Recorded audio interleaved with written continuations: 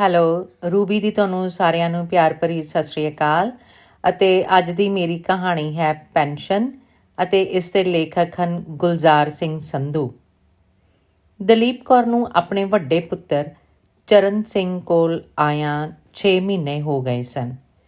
ਚਰਨ ਸਿੰਘ ਦਾ ਇੱਕੋ ਇੱਕ ਬੱਚਾ ਵੱਡਾ ਹੋ ਰਿਹਾ ਸੀ। ਮਾਂ ਨੇ ਪ੍ਰਸੂਤੀ ਛੁੱਟੀ ਕੱਟ ਕੇ ਆਪਣੇ ਦਫ਼ਤਰ ਹਾਜ਼ਰ ਹੋਣਾ ਸੀ। ਬੱਚੇ ਨੂੰ ਸਾਂਭਣ ਦਾ ਕੰਮ ਦਲੀਪ ਕੌਰ ਹੀ ਕਰ ਸਕਦੀ ਸੀ। ਬਾਪ ਵੀ ਨੌਕਰੀ ਕਰਦਾ ਸੀ। ਮਾਪੇ ਬੱਚੇ ਦੀ ਜ਼ਿੰਮੇਵਾਰੀ ਘਰ ਵਿੱਚ ਕੰਮ ਕਰਨ ਵਾਲੀ ਸੇਵਾਦਾਰਨੀ ਨੂੰ ਨਹੀਂ ਸੀ ਦੇਣਾ ਚਾਹੁੰਦੇ। ਵਿਆਹ ਤੋਂ 10 ਸਾਲ ਪਿੱਛੋਂ ਹੋਇਆ ਇਹ ਉਹਨਾਂ ਦਾ ਪਹਿਲਾ ਬੱਚਾ ਸੀ। ਮਸਾਂ ਦੀ ਦਾਤ। ਬੱਚੇ ਪਾਲਣਾ ਦਲੀਪ ਕੌਰ ਲਈ ਔਖਾ ਨਹੀਂ ਸੀ।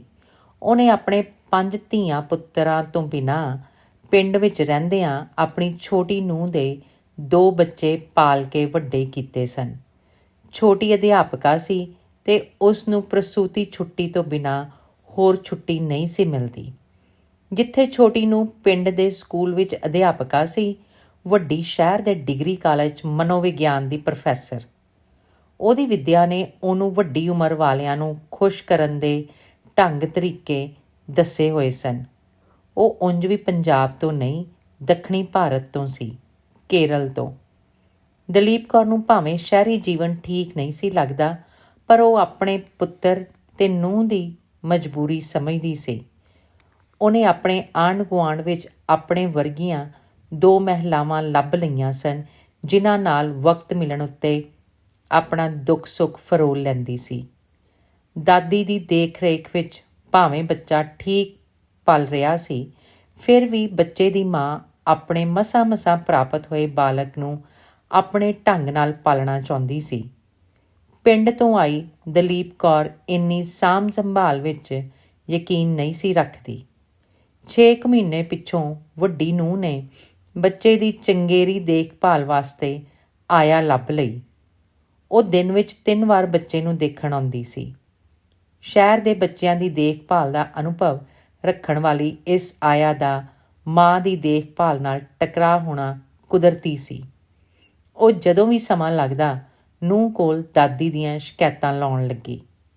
ਸਮਾਂ ਪਾ ਕੇ ਆਇਆ ਇਹ ਵੀ ਸੋਚਣ ਲੱਗੀ ਕਿ ਜੇ ਉਹਨੂੰ ਇਸ ਘਰ ਵਿੱਚ ਕੁੱਲ ਵਕਤੀ ਕੰਮ ਮਿਲ ਜਾਵੇ ਤਾਂ ਬਹੁਤ ਚੰਗਾ ਹੈ। ਉਹ ਇਸ ਘਰ ਵਿੱਚ ਇਕੱਲੀ ਰਹੇਗੀ ਤਾਂ ਉਹਦੀ ਪੂਰੀ ਸਰਦਾਰੀ ਹੋਵੇਗੀ। ਇਹ ਸਰਦਾਰੀ ਬੱਚੇ ਦੀ ਦਾਦੀ ਦੇ ਘਰ ਹੁੰਦਿਆਂ ਨਹੀਂ ਸੀ ਹੋ ਸਕਦੀ। ਦਾਦੀ ਦੇ ਕੰਮ ਵਿੱਚ ਨੁਕਸ ਕੱਢਣੇ ਔਖੇ ਨਹੀਂ ਸਨ। ਆਇਆ ਆਪਣੇ ਪੈਰ ਜਮਾਉਣ ਵਿੱਚ ਸਫਲ ਹੋ ਰਹੀ ਸੀ। ਘਰ ਵਿੱਚ ਜਿਉਂ-ਜਿਉਂ ਆਇਆ ਦੇ ਪੈਰ ਜੰਮਣੇ ਸਨ, ਦਾਦੀ ਦੇ ਉੱਖੜ ਨਹੀਂ ਸਨ। ਦਾਦੀ ਨੇ ਇਹ ਸਮੱਸਿਆ ਗੁਆਂਢੀਆਂ ਸਹੇਲੀਆਂ ਨੂੰ ਦੱਸੀ ਤਾਂ ਉਹਨਾਂ ਨੇ ਵੀ ਹੱਥ ਖੜ੍ਹੇ ਕਰ ਦਿੱਤੇ। ਉਹ ਦਲੀਪ ਕੌਰ ਦੀ ਕੀ ਮਦਦ ਕਰ ਸਕਦੀਆਂ ਸਨ? ਉਹ ਖੁਦ ਇਸ ਪੜਾਅ ਵਿੱਚੋਂ ਲੰਘ ਕੇ ਨੂੰਹਾਂ ਪੁੱਤਰਾਂ ਦੀ ਮੰਨਣ ਲੱਗ ਪਈਆਂ ਸਨ। ਉਂਝ ਦਲੀਪ ਕੌਰ ਇੱਕ ਗੱਲੋਂ ਸੁਭਾਗੀ ਸੀ। ਉਹ ਆਪਣੇ ਪਿੰਡ ਵਾਲੇ ਘਰ ਜਾ ਸਕਦੀ ਸੀ।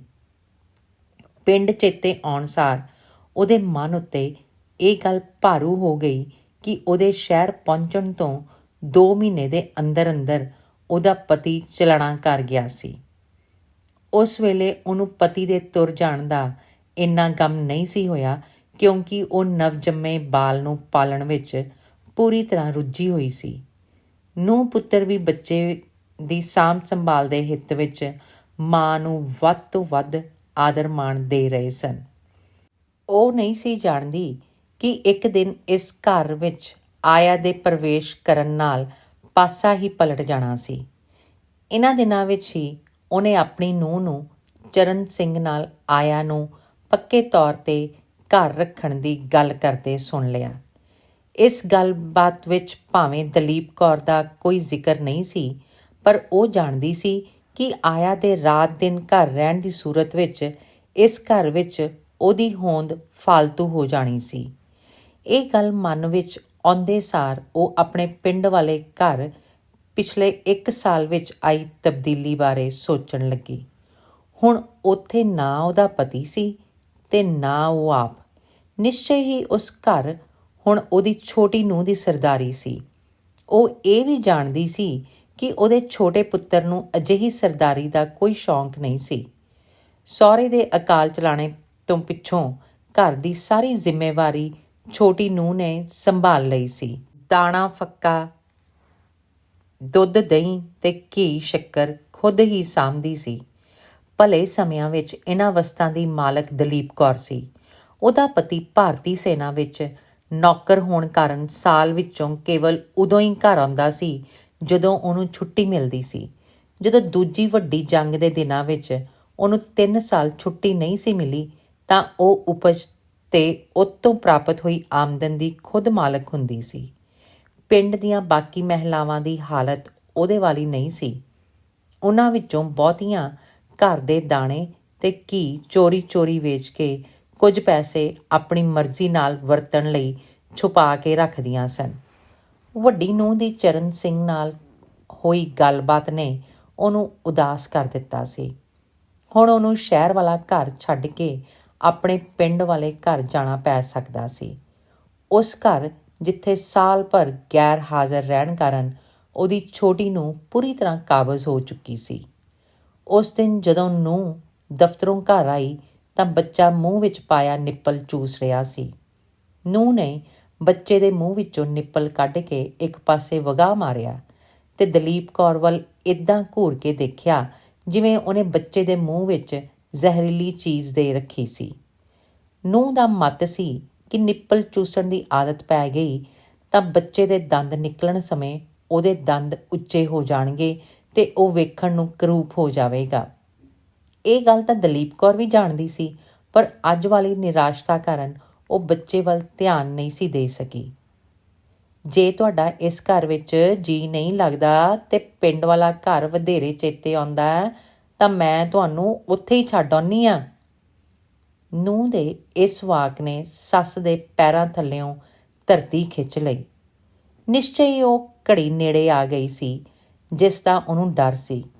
ਉਹਦੇ ਕੰਨਾਂ ਵਿੱਚ ਨੂੰਹ ਅਤੇ ਚਰਨ ਸਿੰਘ ਦੀ ਸਵੇਰ ਵਾਲੀ ਘੁਸਰ ਮੁਸਰ ਵੀ ਗੂੰਜਣ ਲੱਗੀ। ਦਲੀਪ ਕੌਰ ਆਪਣੇ ਚਿਹਰੇ ਦੀ ਨਮੋਸ਼ੀ ਛੁਪਾਉਣ ਵਾਸਤੇ ਬੱਚੇ ਕੋਲੋਂ ਉੱਠ ਕੇ ਆਪਣੇ ਕਮਰੇ 'ਚ ਚਲੀ ਗਈ। ਉਹਨੂੰ ਹੁਣ ਪੱਕਾ ਯਕੀਨ ਹੋ ਗਿਆ ਸੀ ਕਿ ਉਹਦੇ ਲਈ ਇਸ ਘਰ ਵਿੱਚ ਕੋਈ ਥਾਂ ਨਹੀਂ। ਇਹ ਵੀ ਕਿ ਆਪਣੇ ਵੱਡੇ ਪੁੱਤਰ ਦਾ ਬੱਚਾ ਪਾਲਣ ਦੇ ਸ਼ੌਂਕ ਵਿੱਚ ਉਹ ਆਪਣਾ ਪਿੰਡ ਵਾਲਾ ਘਰ ਗਵਾ ਬੈਠੀ ਸੀ। 1 ਸਾਲ ਲੰਘਣ ਨਾਲ ਉਸ ਘਰ ਉੱਤੇ ਉਹਦਾ ਰਹਿੰਦਾ ਖੁੰਦਾ ਹੱਕ ਵੀ ਜਾਂਦਾ ਰਿਹਾ ਸੀ। ਖੇਤੀ ਦੀ ਉਪਜ ਤੋਂ ਆਉਣ ਵਾਲੀ ਆਮਦਨ ਵਿੱਚੋਂ ਉਹਨੂੰ ਜੋ ਕੁਝ ਮਿਲ ਸਕਦਾ ਸੀ ਮੰਗ ਕੇ ਲੈਣਾ ਪੈਣਾ ਸੀ। ਆਪਣਿਆਂ ਦੀ ਸੇਵਾ ਕਰਨ ਵਾਸਤੇ ਵੀ ਛੋਟੀ ਨੂੰਹ ਦੇ ਮੂੰਹ ਵੱਲ ਤੱਕਣਾ ਪੈਣਾ ਸੀ। ਹੁਣ ਉਹਦੇ ਵਾਸਤੇ ਵਾਪਸ ਆਪਣੇ ਪਿੰਡ ਵਾਲੇ ਘਰ ਜਾਣਾ ਇੰਨਾ ਔਖਾ ਲੱਗ ਰਿਹਾ ਸੀ ਕਿ ਉਹਨੂੰ ਆਪਣੀ ਵੱਡੀ ਨੂੰਹ ਦੀਆਂ ਚੰਗੀਆਂ ਗੱਲਾਂ ਚੇਤੇ ਆਉਣ ਲੱਗੀਆਂ। ਪਹਿਲੇ ਹੀ ਦਿਨ ਆਪਣਾ ਬੱਚਾ ਉਹਨੂੰ ਸੰਭਾਲ ਕੇ ਜਾਣ ਲੱਗਿਆਂ ਵੱਡੀ ਨੂੰਹ ਨੇ ਉਹਦੀ ਤਲੀ ਉੱਤੇ ਜਿਹੜਾ 100 ਰੁਪਏ ਦਾ ਨੋਟ ਰੱਖਿਆ ਸੀ ਉਹ ਮੁੜ ਚੇਤੇ ਆ ਰਿਹਾ ਸੀ। ਖਾਸ ਕਰਕੇ ਉਹਦਾ ਇਹ ਕਹਿਣਾ, ਮੈਂ ਕੇਰਲ ਦੇ ਕਾਮਰੇਡਾਂ ਦੀ ਧੀ ਹਾਂ, ਕਿਸੇ ਧਰਮ ਸਥਾਨ ਨੂੰ ਨਹੀਂ ਪੂਜਦੀ, ਪਰ ਆਪਣਾ ਦਸਵੰਧ ਕੱਢ ਰਹੀ ਹਾਂ। 1,500 ਰੁਪਇਆ ਮਹੀਨਾ ਕਮਾ ਰਹੀ ਨੂੰਹ ਲਈ 100 ਰੁਪਇਆ ਦੇਣਾ ਕੋਈ ਔਖਾ ਨਹੀਂ ਸੀ। ਦਸਵੰਧ ਇੱਕੋ ਇੱਕ ਸ਼ਬਦ ਸੀ ਜਿਹੜਾ ਕਿਸੇ ਕਾਰਨ ਪਹਿਲੇ ਦਿਨ ਤੋਂ ਹੀ ਉਸ ਦੀ ਨੂੰਹ ਨੂੰ ਭਾ ਗਿਆ ਸੀ। ਉਹ ਭਾਵੇਂ ਰੋਹ ਰੀਤਾਂ ਨਹੀਂ ਸੀ ਮੰਨਦੀ, ਪਰ ਉਹਨੂੰ ਸਿੱਖੀ ਮਰਿਆਦਾ ਅਨੁਸਾਰ ਦਸਵੰਧ ਕੱਢਣ ਦੀ ਰੀਤ ਚੰਗੀ ਲੱਗੀ ਸੀ। ਉਹਨੂੰ ਇਸ ਸ਼ਬਦ ਦੀ ਵਰਤੋਂ ਕਰਨੀ ਵੀ ਚੰਗੀ ਲੱਗਦੀ ਸੀ। ਉਹ ਹਰ ਮਹੀਨੇ ਦਲੀਪ ਕੌਰ ਨੂੰ ਇਹ ਪੈਸੇ ਦੇਣ ਸਮੇਂ ਉਹਨੂੰ ਦਸਵੰਧ ਕੱਢਣਾ ਕਹਿੰਦੀ ਹੁੰਦੀ ਸੀ। ਦਲੀਪ ਕੌਰ ਇਸ ਨੂੰ ਹਰ ਮਹੀਨੇ ਮਿਲਦੀ ਪੈਨਸ਼ਨ ਕਹਿੰਦੀ ਸੀ। ਪਿੰਡ ਨੂੰ ਜਾਣ ਦਾ ਖਿਆਲ ਆਉਂਦਿਆਂ ਉਹਨੂੰ ਵੱਡੀ ਨੂੰ ਹੋਰ ਵੀ ਚੰਗੀ ਲੱਗ ਰਹੀ ਸੀ। ਉਸ ਦਾ ਕਾਮਰੇਡਾਂ ਦੀ ਧੀ ਹੋਣਾ, ਖਾਸ ਕਰਕੇ ਆਪਣਾ ਦਸਵੰਧ ਕਿਸੇ ਪੂਜ ਸਥਾਨ ਦੀ ਥਾਂ ਆਪਣੀ ਸੱਸ ਲਈ ਕੱਢਣਾ ਕੋਈ ਛੋਟੀ ਗੱਲ ਨਹੀਂ ਸੀ ਜਿਹਨੂੰ ਦਲੀਪ ਕੌਰ ਪੈਨਸ਼ਨ ਕਹਿੰਦੀ ਸੀ। ਪਹਿਲੇ ਦਿਨ ਤਾਂ ਦਲੀਪ ਕੌਰ ਨੂੰ ਇਹ ਪੈਸੇ ਬਹੁਤ ਓਪਰੇ ਜਾਪੇ ਸਨ, ਪਰ ਜਦੋਂ ਹਰ ਮਹੀਨੇ ਮਿਲਣ ਲੱਗੇ ਤਾਂ ਉਹਨੂੰ ਚੰਗੇ ਲੱਗਣ ਲੱਗ ਪਏ। ਇਸ ਪੈਨਸ਼ਨ ਨੇ ਉਹਨੂੰ ਉਹਨਾਂ ਨੂੰਹਾਂ ਧੀਆਂ ਦੇ ਬਰਾਬਰ ਕਰ ਦਿੱਤਾ ਸੀ ਜਿਨ੍ਹਾਂ ਦੀ ਬੱਧੀ ਤਨਖਾਹ ਉੱਤੇ ਉਹਨੂੰ ਰਸ਼ਕ ਆਉਂਦਾ ਸੀ। ਦਲੀਪ ਕੌਰ ਜਾਣਦੀ ਸੀ ਕਿ ਉਹਦੀ ਵੱਡੀ ਨੂੰ ਬਹੁਤ ਥੋੜ੍ਹੇ ਸ਼ਬਦ ਬੋਲਣ ਵਾਲਾ ਜੀਵ ਹੈ ਅਤੇ ਜਦੋਂ ਬੋਲਦੀ ਹੈ ਉਹ ਉਹਦੇ 'ਤੇ ਪਹਿਰਾ ਦਿੰਦੀ ਹੈ। ਜੇ ਉਹਨੇ ਕਿਹਾ ਸੀ ਕਿ ਦਲੀਪ ਕੌਰ ਨੂੰ ਪਿੰਡ ਛੱਡ ਆਉਂਦੇ ਆ ਤਾਂ ਪੁੱਤ ਨੇ ਇਸ ਤਰ੍ਹਾਂ ਕਰ ਹੀ ਦੇਣਾ ਸੀ। ਉਹ ਉਹਦਾ ਕਿਆ ਮੰਨਦਾ ਸੀ। ਇਹ ਸੋਚ ਉਹ ਹੋਰ ਵੀ ਉਦਾਸ ਹੋ ਗਈ। ਇਸ ਘਰ ਆ ਕੇ ਅੱਜ ਪਹਿਲੀ ਵਾਰ ਸੀ ਕਿ ਉਹਦੀ ਰਾਤ ਦੀ ਨੀਂਦ ਉਚਾਟ ਹੋਈ ਸੀ। ਉਹੀਓ ਹੋਇਆ ਜੋ ਹੋਣਾ ਸੀ। ਸਵੇਰੇ ਦਫ਼ਤਰ ਜਾਣ ਤੋਂ ਪਹਿਲਾਂ ਉਹਦੇ ਪੁੱਤਰ ਨੇ ਉਹਨੂੰ ਕਹਿ ਹੀ ਦਿੱਤਾ ਕਿ ਉਹ ਆਉਂਦੇ ਐਤਵਾਰ ਪੱਕੇ ਤੌਰ 'ਤੇ ਪਿੰਡ ਜਾਣ ਦੀ ਤਿਆਰੀ ਕਰ ਲਵੇ। ਚਰਨ ਸਿੰਘ ਦੇ 2 ਟੁਕ ਐਲਾਨ ਤੋਂ ਪਿੱਛੋਂ ਅਗਲਾ ਸਾਰਾ ਦਿਨ ਦਲੀਪ ਕੌਰ ਆਇਆ ਦੇ ਚਿਹਰੇ ਵੱਲ ਤੱਕਦੀ ਰਹੀ। ਉਹਦੇ ਜਿੱਤ ਗਈ ਹੋਣ ਦਾ ਪ੍ਰਭਾਵ ਚਿਹਰੇ ਤੋਂ ਸਪਸ਼ਟ ਸੀ। ਉਹ ਘਰ ਵਿੱਚ ਮਾਲਕਾਂ ਵਾਂਗ ਵਿਚਰ ਰਹੀ ਸੀ। ਦਲੀਪ ਕੌਰ ਨੂੰ ਆਪਣੇ ਨੂੰਹ ਪੁੱਤ ਦਾ ਫੈਸਲਾ ਬੁਰਾ ਤਾਂ ਲੱਗਿਆ, ਪਰ ਉਹ ਪੀ ਗਈ। ਉਹਨੇ ਆਪਣੇ ਹੁਣ ਤੱਕ ਜਮ੍ਹਾਂ ਹੋਏ ਪੈਸੇ ਅਤੇ ਬਾਕੀ ਦਾ ਸਮਾਨ ਬੰਨ੍ਹ ਲਿਆ ਅਤੇ ਐਤਵਾਰ ਦੀ ਉਡੀਕ ਕਰਨ ਲੱਗੀ। ਅਣਮੰਗੀ ਪੈਨਸ਼ਨ ਦੇ ਪੈਸੇ ਸਾਂਭਦਿਆਂ ਉਹਨੂੰ ਜਾਪਿਆ ਕਿ ਅੱਗੇ ਤੋਂ ਇਹ ਪੈਸੇ ਉਹਨੂੰ ਨਹੀਂ ਮਿਲਣੇ। ਉਹ ਹੋਰ ਉਦਾਸ ਹੋ ਗਈ। ਐਤਵਾਰ ਨੂੰ ਵੱਡੇ ਪੁੱਤਰ ਦਾ ਘਰ ਛੱਡਣ ਵੇਲੇ ਪਹਿਲਾਂ ਉਹਨੇ ਆਪਣੇ ਪੁੱਤਰ ਨੂੰ ਪਿਆਰ ਦਿੱਤਾ, ਫਿਰ ਨੂੰਹ ਨੂੰ, ਫਿਰ ਬੱਚੇ ਨੂੰ ਗੋਦ ਲੈ ਕੇ ਇੰਝ ਚੁੰਮਿਆ ਜਿਵੇਂ ਕੋਈ ਆਪਣੇ ਕੋਲੋਂ ਜ਼ਬਰਦਸਤੀ ਖੋਏ ਹੋਏ ਬੱਚੇ ਨੂੰ ਚੁੰਮਦਾ ਹੈ। ਇਸ ਤੋਂ ਪਿੱਛੋਂ ਉਹਨੇ ਉਹ ਵਾਕ ਬੋਲ ਹੀ ਦਿੱਤਾ ਜਿਸ ਨੂੰ ਬੋਲਣ ਤੋਂ ਝਿਜਕਦੀ ਸੀ। ਬੋਲਦੀ ਵੀ ਕਿਉਂ ਨਾ। ਇਹ ਘਰ ਉਹਦੇ ਪੁੱਤਰ ਦਾ ਸੀ ਜਿਹਨੂੰ ਉਹਨੇ ਪਾਲਿਆ ਸੀ। ਉਸ ਦੀ ਪਤਨੀ ਵੀ ਪੁੱਤਰ ਦੇ ਉਸ ਸੁਭਾਅ ਦੇ ਪਿੱਛੇ ਲੱਗੀ ਸੀ ਜਿਹੜਾ ਉਹਨੇ ਜਾਂ ਉਹਦੇ ਸੈਨਿਕ ਪਿਤਾ ਨੇ ਉਹਨੂੰ ਦਿੱਤਾ ਸੀ।